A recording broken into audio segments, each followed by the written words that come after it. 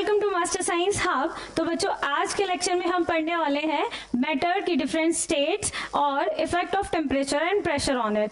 तो ये है lecture number 2, part number 2, class 9 के चैप्टर 1 का मैटर इन सराउंडिंग्स का पार्ट नंबर 2। तो हमने पार्ट 1 में लेक्चर नंबर 1 में क्या पढ़ा था, इंट्रोडक्शन ऑफ मैटर और उसकी फिजिकल प्रॉपर्टीज। तो आज के लेक्चर में हम क्या पढ़ने वाले हैं, मैटर की डिफरेंट स्टेट्स और the effect of temperature and pressure on it. तो स्टार्ट करते हैं। Three states of matter. First one is solid, second one is liquid, third one is gas. ठीक है, first one is solid, second one is liquid and third one is gas. Matter की 3 state होती है mainly. कौन कौन सी बेटा? Solid होती है, लिक्विड होती है और गैस होती है। देखो बेटा यहाँ पे एक एग्जांपल दिया है, यहाँ पे तीनों स्टेट दिखाई है किसकी, वाटर की, पानी की। It is a solid form of water, ठीक है, आई सही है ना, it is a solid form of water. ये लिक्विड है, हमारा फ्लास्क में दे रखा है, ये लिक्विड है, it is a liquid form of water. और वाटर भी क्या है, पानी भी क्या है, लिक्विड फॉर्म है ना, लिक्विड फॉर्म है ना। और ये क्या है बेटा, गैसियस फॉर्म, ये स्टीम है, भाप है, इसको क्या बोलेंगे बेटा, ये गैसियस फॉर्म है ना वाटर की। ये देखो बेटा सॉलिड में पार्टिकल्स कैसे अरेंज है ना, बहुत ही पास पास, इनके बीच में बिल्कुल भी गैप नहीं है, स्पेस नहीं है। ये देखो बेटा गैस में कितना सारा स्पेस है, यहाँ पे पार्टिकल्स कैसे अरेंज है, इनके बीच में काफी सारा स्पेस है। लिक्विड में मॉडरेट है, ना ही ज्यादा कॉम्प्लेक्सली वो अरेंज्ड है और ना ही ज्यादा उनमें स्पेस है, ठीक है। ये देखो बेटा ये सॉलिड है, ये गैस है और ये लिक्विड है, ठीक है। अच्छा, properties of solid, liquid and gases. तो चलो कुछ प्रॉपर्टीज पढ़ लेते हैं सॉलिड, गैस और लिक्विड की। फर्स्ट प्रॉपर्टी क्या है बेटा, पार्टिकल अरेंजमेंट। इनमें पार्टिकल अरेंजमेंट कैसा होता है, सॉलिड में बहुत ही क्लोजली पैक्ड होता है, इनके जो पार्टिकल्स हैं वो बहुत ही क्लोजली पैक्ड होते हैं। आप ऐसे समझ सकते हैं जैसे आपके स्कूल में कुछ बच्चे होते हैं ना रिजिड, जो अपनी बेंच पर ही बैठते हैं कि हम कहीं नहीं बैठेंगे, हम अपनी सीट पर ही बैठेंगे। वो किसी बच्चे को बैठने भी नहीं देते अपने साथ, और किसी बच्चे को, अपने साथ वालों को कहीं जाने भी नहीं देते हैं कि तू मेरा फ्रेंड है, तू कहीं नहीं जाएगा, है ना।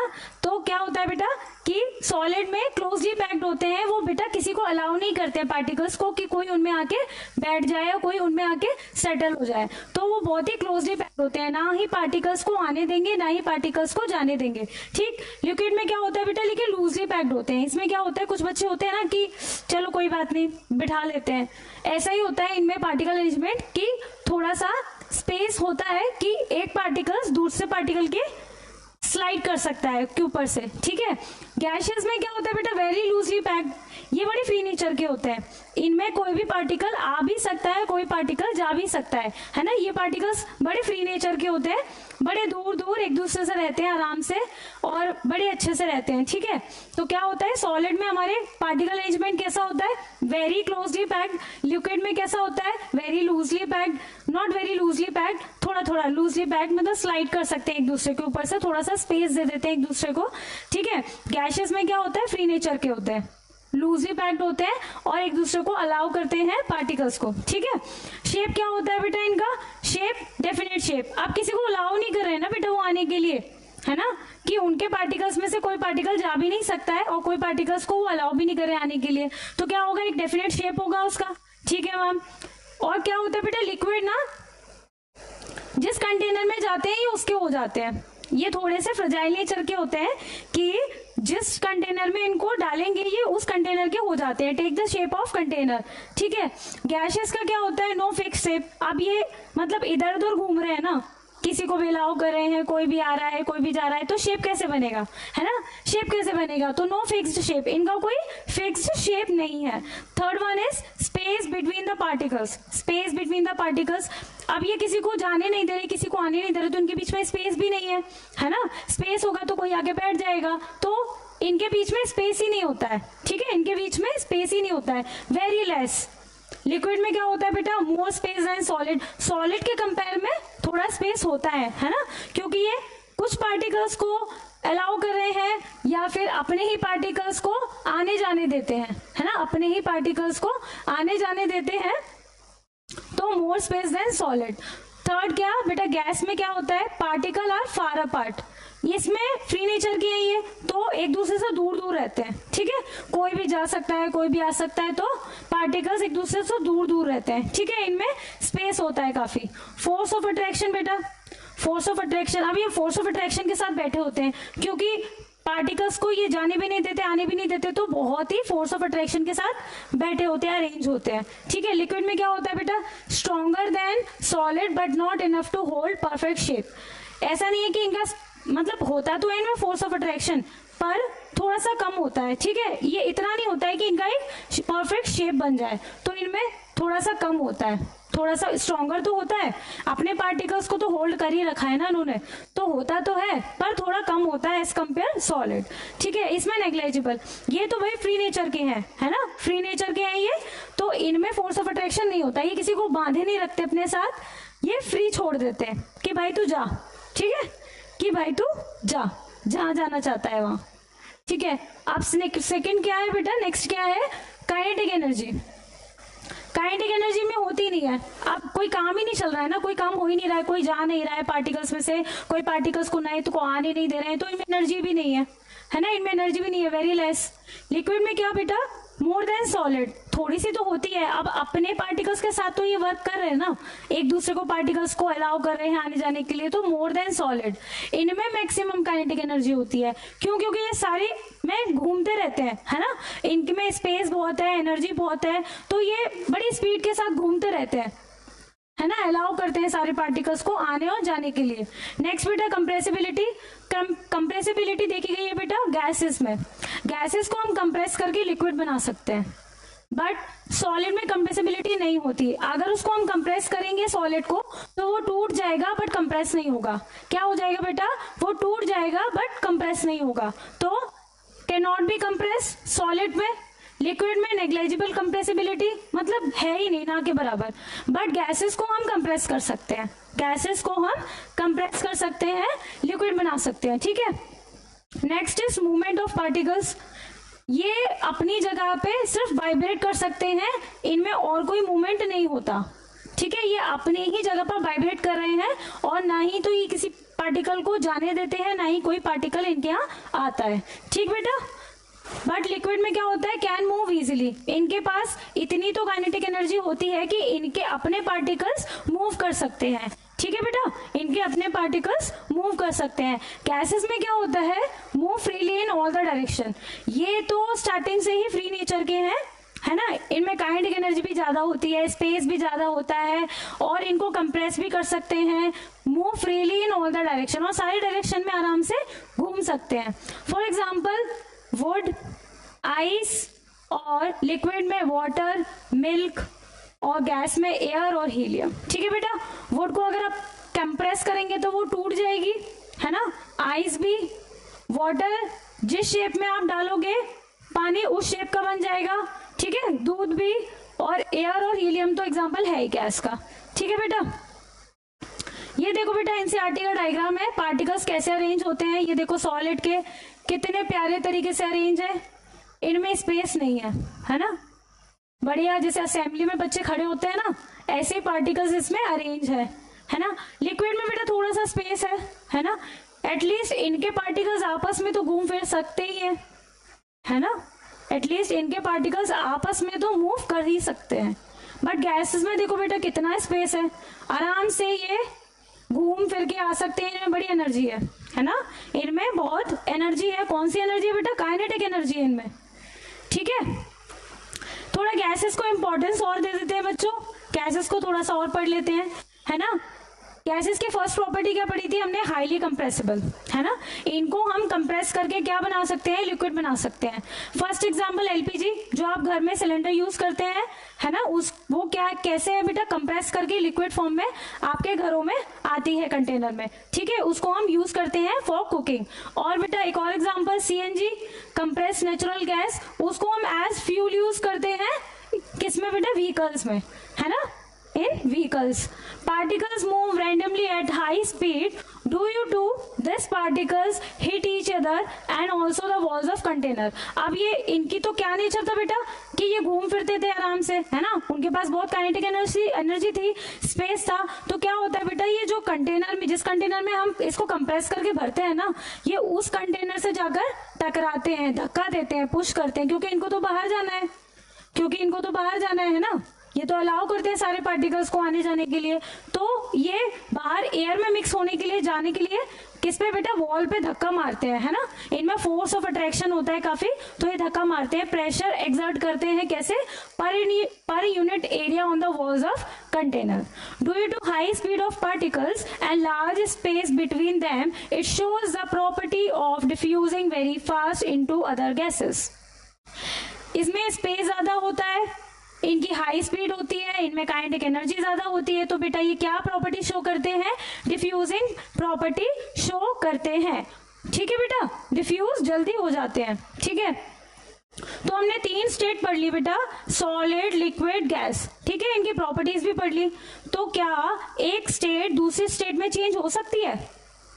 एक स्टेट दूसरी स्टेट में चेंज हो सकती है? यस मैम, हो सकती है, लेकिन बेटा कंडीशन है, क्या कंडीशन है? टेम्परेचर और प्रेशर की कंडीशन है। अंडर सर्टेन और अंडर डिफरेंट कंडीशन में ये अपनी एक स्टेट को दूसरी स्टेट में चेंज कर सकती है। देखते हैं कैसे चेंज कर सकती है। ठीक है, सबसे पहले देखते हैं बेटा इफेक्ट ऑफ टेम्परेचर। टेम्परेचर को अगर बढ़ाएंगे तो क्या होगा बेटा, पार्टिकल्स के जो फोर्स ऑफ अट्रैक्शन है वो टूटेगा, वो ब्रेक होगा। ठीक है, तो क्या होगा, हमारा जो सॉलिड है वो लिक्विड में चेंज होगा, और अगर टेम्परेचर बढ़ाएंगे तो हमारा जो लिक्विड है वो किस में चेंज होगा, गैस में। ठीक है बेटा, है ना। Increasing kinetic energy causing particle vibrating faster. जैसे आपने टेम्परेचर बढ़ाया तो पार्टिकल्स की काइनेटिक एनर्जी बढ़ गई, फोर्स ऑफ अट्रैक्शन उनमें जो था वो ब्रेक होने लगा। तो क्या हुआ बेटा, जो पार्टिकल्स थे वो वाइब्रेट करने लगे, वाइब्रेट करने लगे। Heat overcomes the force of attraction between the particles, है ना। हीट ओवरकम्स द, क्या करती है बेटा, फोर्स ऑफ अट्रैक्शन को दूर। ठीक है, it leads melting of solid into liquid. Also liquid undergo phases change into gases. क्या होता है बेटा, इस सॉलिड को लिक्विड में चेंज कर देता है टेम्परेचर, और फिर लिक्विड को गैस में चेंज कर देता है। ठीक है, मेल्टिंग पॉइंट क्या होता है बेटा, वो मिनिमम टेम्परेचर जिसपे हमारा सॉलिड मेल्ट किस में हो जाए, बेटा, लिक्विड में। ठीक है, वो मिनिमम टेम्परेचर जिसपे हमारा सॉलिड किस में मेल्ट हो जाए, लिक्विड में। ठीक है, आइस का मेल्टिंग पॉइंट क्या होता है, 273.15 केल्विन। केल्विन क्या है बेटा, it is a unit of temperature. ये देखो बेटा, आपके एनसीईआरटी के डायग्राम्स हैं, इसमें क्या हो रहा है, सॉलिड लिक्विड में बदल रहा है हीट करने पर, लिक्विड गैस में चेंज हो रहा है हीट करने पर, और बेटा ये रिवर्सिबल प्रोसेस है। वही हम इसको कूल करेंगे तो ये लिक्विड में चेंज हो जाएगा, लिक्विड को कूल करेंगे तो ये सॉलिड में चेंज हो जाएगा। ठीक है, अगर सॉलिड लिक्विड में चेंज होगा तो उस प्रोसेस को क्या बोलेंगे बेटा, फ्यूजन। और वहीं अगर हमारा लिक्विड गैस में चेंज हो रहा है तो उसको क्या बोलेंगे, वेपर्स। क्या बोलेंगे बेटा, वेपराइजेशन। वही हमारा गैस अगर लिक्विड में चेंज होगा तो उसको क्या बोलेंगे, कंडेंसेशन। और लिक्विड अगर सॉलिड में चेंज होगा तो उसको क्या बोलेंगे, सॉलिडिफिकेशन। क्या बोलेंगे बेटा उसे, सॉलिडिफिकेशन। अभी हम इसके एक एग्जांपल देखेंगे। सॉलिड अगर डायरेक्टली गैस में चेंज हो रहा है तो उसे क्या बोलेंगे बेटा, सब्लिमेशन। और वही हमारा अगर गैस डायरेक्टली सॉलिड में चेंज हो रहा है तो उसे बोलेंगे डिपोजिशन। क्या बोलेंगे, डिपोजिशन। अच्छा, एक एग्जांपल ले लो सब्लिमेशन का। आपने देखा होगा बेटा घर में अपने कैंपर को जलते हुए, कपूर को जलते हुए, तो वो बेटा किसका एग्जांपल है, सब्लिमेशन का। कपूर जब जलता है, जब उसको हम हीट करते हैं तो वो डायरेक्टली गैस में चेंज हो जाता है, लिक्विड में चेंज नहीं होता, तो उसको क्या बोलते हैं, सब्लिमेशन। तो बर्निंग ऑफ कैंपर क्या है बेटा, किसका एग्जांपल है, सब्लिमेशन का। ठीक है, latent heat energy that is required to change 1 kilogram of solid into liquid at melting point. क्या बोला बेटा मैम ने बोला कि वो अमाउंट ऑफ एनर्जी, वो अमाउंट ऑफ हीट एनर्जी जो किस चीज के लिए रिक्वायर्ड है, हमारे सॉलिड को लिक्विड में चेंज करने के लिए मेल्टिंग पॉइंट पे, तो उसको क्या बोलेंगे हम, latent heat of fusion. Latent heat of fusion ये बेटा कुछ नहीं है, क्या होता है कि जब हम अपनी आइस को मेल्ट करते हैं ना टेम्परेचर पे बढ़ा के, सपोज आप अपने गैस पर कोई भी बर्तन रख दो, उसमें आप आइस रख दो, तो उसको जब टेम्परेचर देने लगोगे, गैस आप जला दोगे, तो क्या होगा, वो मेल्ट होना शुरू हो जाएगी, है ना। सबसे पहले तो पानी गर्म नहीं होगा, हमारी आइस मेल्ट होगी, है ना। तो क्या होता है, जो हमारे पार्टिकल्स हैं सॉलिड के, वो पहले हीट एनर्जी को एब्जॉर्ब कर लेते हैं, हीट एनर्जी को एब्जॉर्ब कर लेते हैं, तो उनकी जो काइनेटिक एनर्जी है वो बढ़ जाती है, फोर्स ऑफ अट्रैक्शन, पार्टिकल्स जो हमारे हैं वो दूर दूर होना, उनमें मूवमेंट होना शुरू हो जाता है, उनमें क्या होना, मूवमेंट होना शुरू हो जाता है। तो जो सॉलिड का लिक्विड में चेंज होना, उसको क्या बोलते हैं बेटा, फ्यूजन बोलते हैं, उसको क्या बोलते हैं, फ्यूजन। और लेटेंट हीट ऑफ फ्यूजन बोलते हैं heat energy, the amount of heat energy that is required to change 1 kilogram of solid into liquid at melting point, तो उसे क्या बोलते हैं, latent heat of fusion। ठीक है ma'am. The heat is used or absorbed by the particles of ice to overcome the force of attraction between them and get converted into water। यही तो बोला मैम ने, है ना। क्या बोला मैम ने, heat is used or absorbed by the particles of water, particles of ice overcome the force of attraction between them and get converted into water। Boiling क्या होता है बेटा, उबलना, है ना। बॉइलिंग क्या होता है, उबलना। अब उसी आइस को हमने मेल्ट तो कर लिया, उसी आइस को हमने मेल्ट कर लिया, हीटिंग वाटर या इंक्रीज टेम्परेचर, अब उसका टेम्परेचर बढ़ा दो। हमने आइस को मेल्ट कर लिया, अब उसका टेम्परेचर बढ़ा देते हैं, टेम्परेचर बढ़ा दिया तो क्या हुआ, वो बॉइलिंग होना शुरू हो गया हमारा पानी, है ना। और जिस टेम्परेचर पे बॉइल होना शुरू हुआ, गर्म होना शुरू हुआ, उसको हम क्या बोलेंगे, boiling point. Boiling point, the temperature at which a liquid start boiling at atmospheric pressure, उसको क्या बोलेंगे बेटा, बॉइलिंग पॉइंट बोलेंगे, है ना। क्या होता है वाटर का बॉइलिंग पॉइंट, अगर केल्विन में देखे तो 373 केल्विन, और अगर सेल्सियस में देखे तो 100 degree Celsius, 100 degree Celsius. Kelvin में 373 कैसे आया बेटा, मेल्टिंग पॉइंट ऑफ आइस हमारा क्या था, 273, और इसमें प्लस हमने 100 किया तो क्या आ गया, 373 केल्विन, 373 क्या केल्विन। ठीक है। Boiling is a bulk phenomena, particles from the bulk of liquid gain enough energy to change into the vapor state। boiling point of water is 100 degree Celsius. ठीक है बेटा, ठीक है। अब लेटेंट हीट ऑफ वेपराइजेशन क्या होता है ma'am, latent heat of vaporization क्या होता है, कुछ नहीं होता, ये भी सेम वैसा ही होता है। जहां हमारा सॉलिड लिक्विड में चेंज हो रहा था, जब हमारा सॉलिड लिक्विड में चेंज हो रहा था, तो सॉलिड के जो पार्टिकल्स थे उन्होंने एब्जॉर्ब की थी हीट। अब यहाँ पे क्या हुआ, जब हमने टेम्परेचर बढ़ा दिया, हमारी आइस मेल्ट हो गई, हमने और टेम्परेचर बढ़ा दिया, तो क्या हुआ बच्चों, हमारे जो लिक्विड के पार्टिकल्स थे उन्होंने हीट एनर्जी को एब्जॉर्ब कर लिया पहले, फिर उसके बाद क्या हुआ, उनमें काइनेटिक एनर्जी बढ़ी, उनका मूवमेंट करना शुरू हुआ, तो फिर वो वेपर में चेंज होना शुरू हो गया। उसको ही जो एब्जॉर्प्शन ऑफ हीट एनर्जी थी ना, उसी को बोलते हैं लेटेंट हीट ऑफ वेपराइजेशन। क्योंकि उस टाइम हमारे जो लिक्विड है उसका टेम्परेचर नहीं बढ़ता है ना, उसका टेम्परेचर 100 डिग्री सेल्सियस ही है, बट फिर भी वो हीट एनर्जी को एब्जॉर्ब कर लेता है हमारा लिक्विड पार्टिकल्स के जो लिक्विड के जो पार्टिकल्स थे, तो उसको हम क्या बोलते हैं, latent heat of vaporization. Heat needed to convert 1 kilogram of liquid to gas as boiling point is known as latent heat of vaporization. The heat is being absorbed by the particles of water to overcome the force of attraction between them and get converted into steam. ठीक है बेटा। Sublimation क्या होता है, solid का gas में change होना directly. ठीक है, for example camphor, naphthalene, dry ice. Dry ice क्या होता है, it is a solid form of CO2, it is a solid form of carbon dioxide. Deposition क्या होता है बेटा, गैस डायरेक्टली चेंज किस में होती है, सॉलिड में। ठीक है, उसको हम क्या बोलते हैं, डिपोजिशन। तो एक क्वेश्चन है बेटा, when a solid melts its temperature remains the same, so where does the heat energy go. जब सॉलिड मेल्ट होता है बेटा, उसका टेम्परेचर तो सेम ही है, तो फिर हीट एनर्जी गई कहाँ गई। तो बेटा अभी तो आंसर अभी तो बताया था ना, the heat energy is absorbed by the ice. जो आइस के हमारे सॉलिड के पार्टिकल्स थे उन्होंने एब्जॉर्ब कर ली थी हीट एनर्जी को, इसलिए उनका टेम्परेचर नहीं बढ़ा था, ठीक है, showing any rise of temperature, without showing any rise of temperature, ठीक है ma'am. Effect of change of pressure, ठीक है, effect of change of pressure, pressure का इफेक्ट भी देख लेते हैं। बाय इंक्रीजिंग और decreasing the pressure physical states of matter is change, ठीक है बेटा, क्या बोला इन्होंने कि by increasing and decreasing the pressure physical state change हो सकती है मैटर की, ठीक है, देख लेते हैं कैसे। The gases can be changes into liquid by increasing the pressure, ठीक है, हम गैस को कैसे लिक्विफाई कर सकते हैं, प्रेशर को बढ़ा के और टेम्परेचर को घटाकर, ठीक है।